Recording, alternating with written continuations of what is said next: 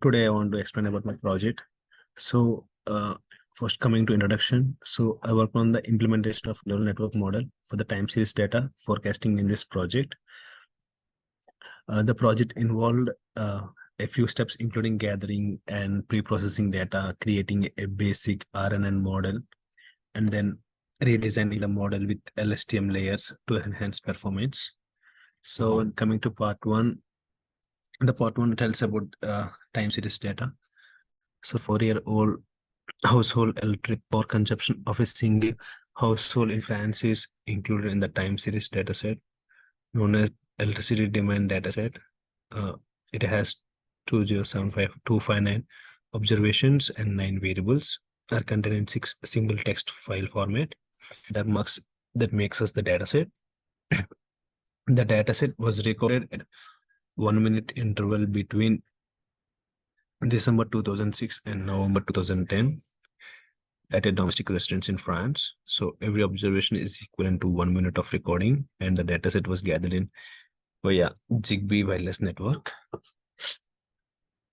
Among the variables in the dataset are date, the time the observation was noted, time, the moment the observation was noted, global active power, it is the total active power in kilowatts that the household uses, global reactive power, so it is the total reactive power measured in kilowatts that the household uses, voltage, the average voltage that the home receives expressed in volts, global intensity, so it is the total current intensity that has in the household uses, submetering one, so the amount of active energy used in kitchen expressed in watt hour of active energy, submetering two, the amount of active energy used in laundry room,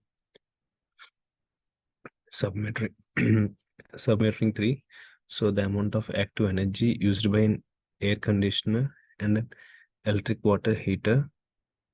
So the dataset is accessible at the below link on the VCM machine learning repository website.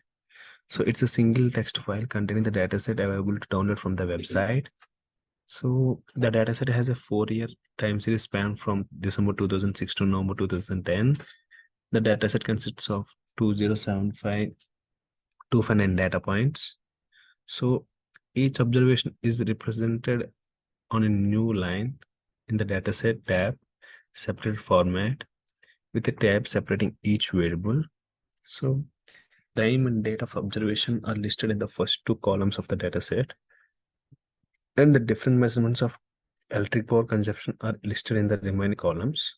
So this is a question symbol is there in the dataset, which represents the missing values in the dataset. Now coming to part 2. In part 2, we are generating a sine wave and running through it. So introduction, this project focuses on utilizing a recurrent neural network to forecast a sine wave dataset. The aim is to build, train, and evaluate a model capable of capturing temporal dependencies and predicting the next value in the sequence. Data generation created a synthetic sine wave dataset comprising 1,000 data points, introduced a small amount of noise to the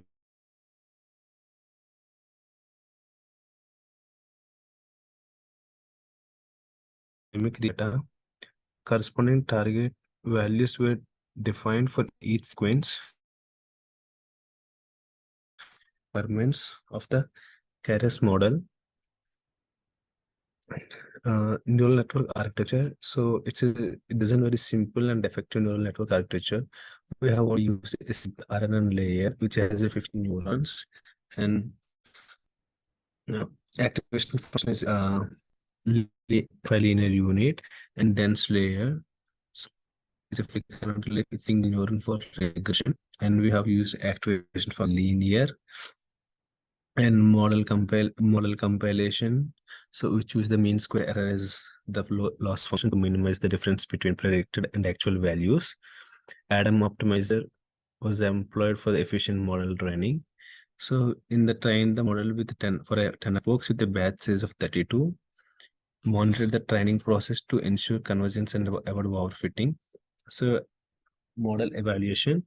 So the model performance on a separate test data set, calculated and displayed the mean square error, assume prediction accuracy, forecasting results. So generated prediction on the test data and compared them with original sine wave, plotted the results for visual inspection of the model's ability to capture the underlying pattern.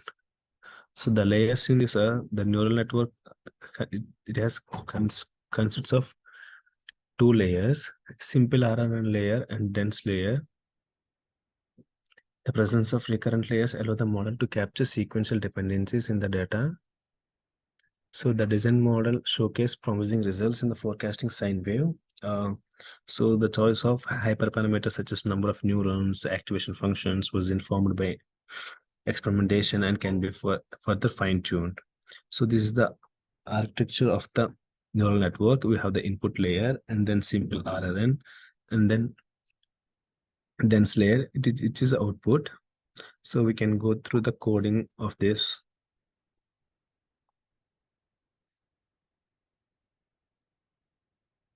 So here I imported few of the libraries which are important for to generate a sine wave data. Those are NumPy, and then to visualize the data we need matplotlib. So I imported matplotlib also, and then I generated a data set. I generated a sine wave with a noise on it so that it will make look realistic in the real world like that. And then I plotted the sine wave using time and amplitude. And then with the sequence length of 20, I reshaped the data to fix the Keras model.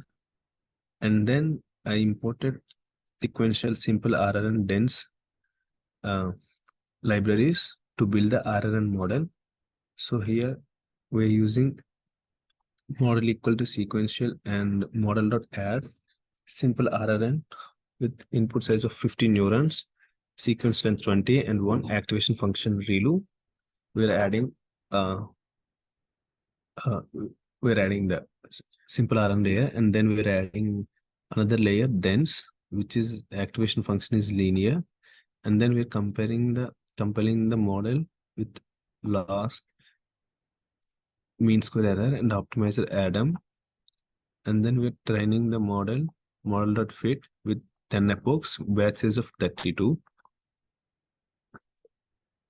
and then I generate the test.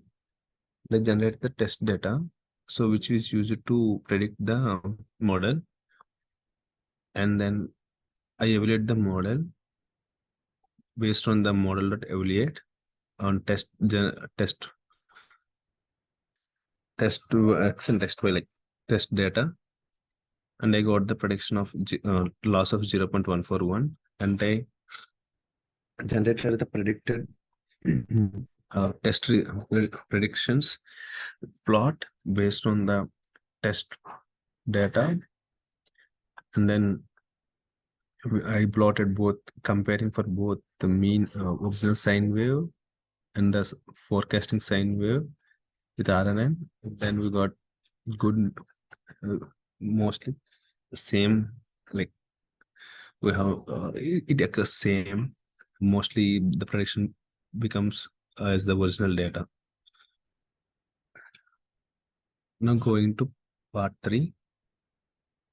So in part 3, the term vanishing gradient problem describes a situation in which neural network gradient of loss function with respect to its parameters get extremely small during training, making it challenging to update the weights actively or efficiently.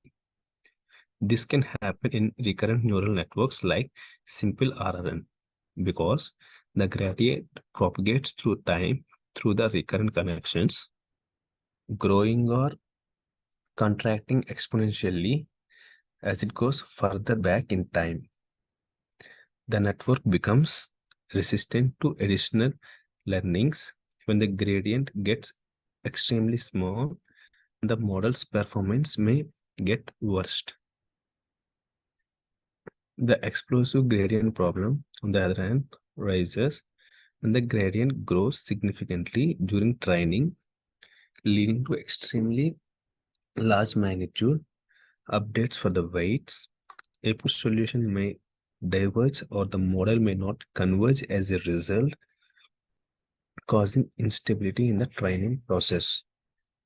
Some of the drawbacks of the simple RNN neural networks are that it suffers from vanishing gradient problem frequently during training, has a limited memory capacity, and has a trouble capturing long-term dependencies. Complex temporal sequence can be difficult to model with a simple RNN because of the limited capacity of the recurrent connections to retain information from previous time steps. The vanishing and exploding gradient problems can be effectively solved by the long short-term memory neural network, which is engineered to overcome the shortcomings of the simple RNN. By introducing a memory cell with extended storage capabilities, the LSTM enables the system to learn and remember relationship between events that happen at different times. Gating mechanism are the main innovation of the LSTM. They regulate the information flow into and out of the memory cell. The model can selectively forget or remember data from earlier time steps thanks to these gates, which are implemented using sigmoid or hyperbolic tangent activation functions, which have a range of 0 to 1. The LSTM additionally has independent output, input, and forget gates that can be trained to determine data to store and which is to discard.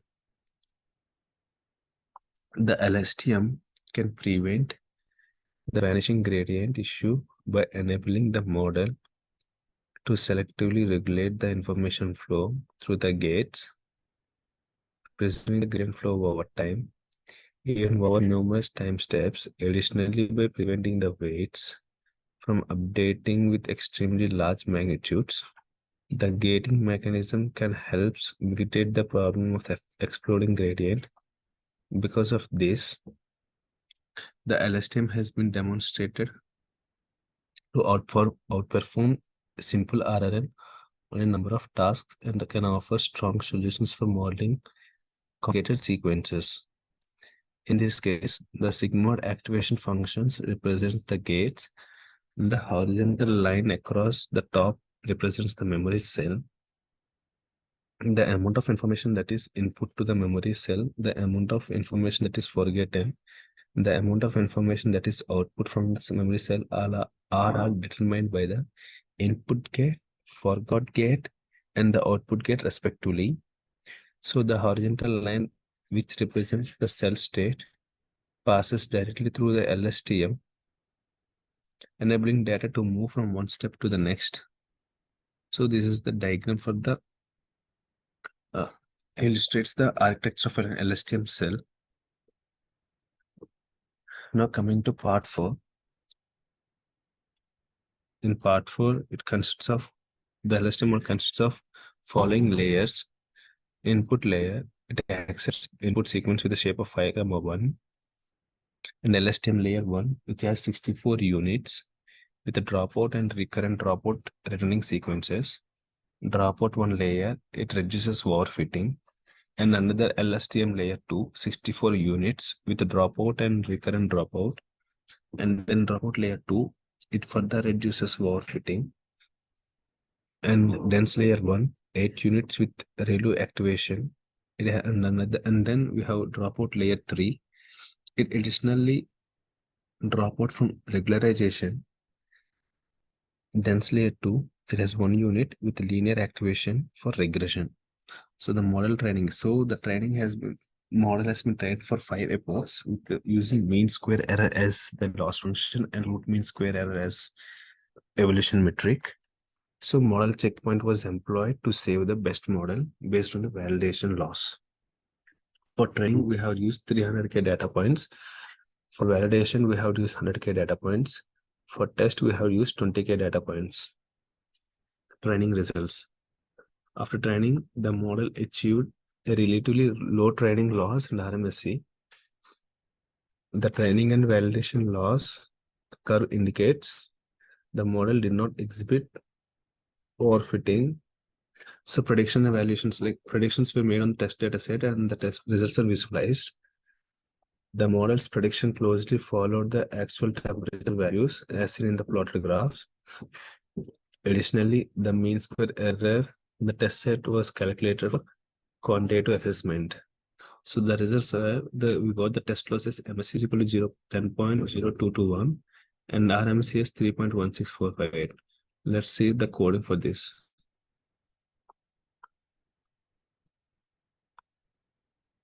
Here we imported TensorFlow OS, pandas, NumPy libraries, and then we downloaded the file, and then we read the file, and then we are converting the variable date time data type as to date time, and then we are plotting the temperature, and then we are converting the inputs into Keras model, and then we have got 420K data points. So we are using 300K data points for training, 100K data points for validation, 20K data points for test, and then we are importing another few libraries which are used to build a LSTM model. The LSTM model, this model one sequential. Here we are adding input layer with shape 5,1, input shape 5,1, and then we are adding LSTM layer with 64 units. Dropout is 0.2% and recurrent dropout of 0.2, and recurrent return sequence is equal to true. And then we're adding a dropout layer with 0.2, and then we're adding another LSTM layer with 64 units, dropout 0.2 and recurrent 0.2, and then we're adding a dropout layer with 0.2, and then we're adding a dense layer with 8 units. Activation function is ReLU. Model 1, we're adding a dropout layer with 0.2, and then we're adding a dense layer with 1. Activation is equal to linear. So here we can get the summary of the model. This is the summary of the model, and then we're training the model using model.fit using 5 epochs, where metrics is root mean square error with learning rate 0.0001, and we are saving with using of model checkpoint. We are using the best save model. We run the code, and then we are predicting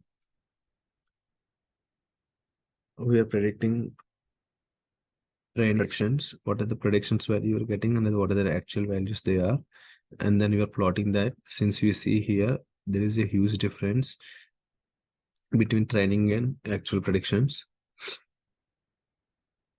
and then value actuals. If at the same type, we can see the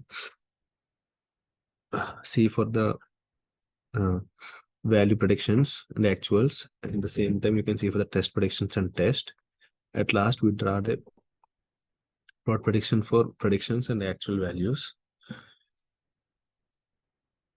Here we got the same thing. So, and then we evaluate the model with the RMSE. So we got RMSE with 3.16527. Now going to part 5. In part, this is the architecture for the part 4 LSTM. So we have input layer, LSTM layer, and then dropout and LSTM layer, and then we have dropout 0.2, and then dense 8 ReLU function, and then dropout 0.2, and then dense with 1 unit. We have linear activation function here. So now for part 5, we redesigned this LSTM. So the LSTM model we have redesigned. The model architecture consists of with 64 units in a single layer, having a dense layer with 8 units and radio activation function, and another dense layer with 1 unit with linear activation. So the input shape is set with 5.1, and then we're training the data set with 300K data set with for training and 100K data points for validation and 20K data points for uh, uh, testing.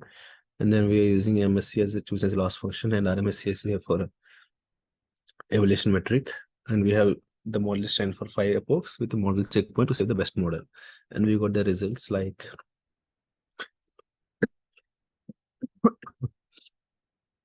we got the RMSCS 0.18 and MSCS 0.03. Let's go the coding for this.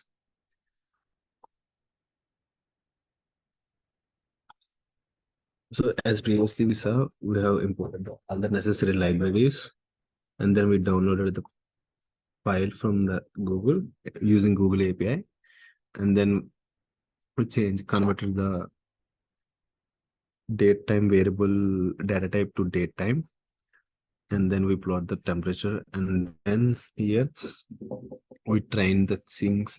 Everything is same as previous, but here we change the things. Here now we're creating the model and we're adding the input layer with 5,1, and then we're adding a model with LSTM 64 units, and then adding a dense layer with relu activation function, and then with model 1 we're adding a dense one with linear, and then we're getting the summary.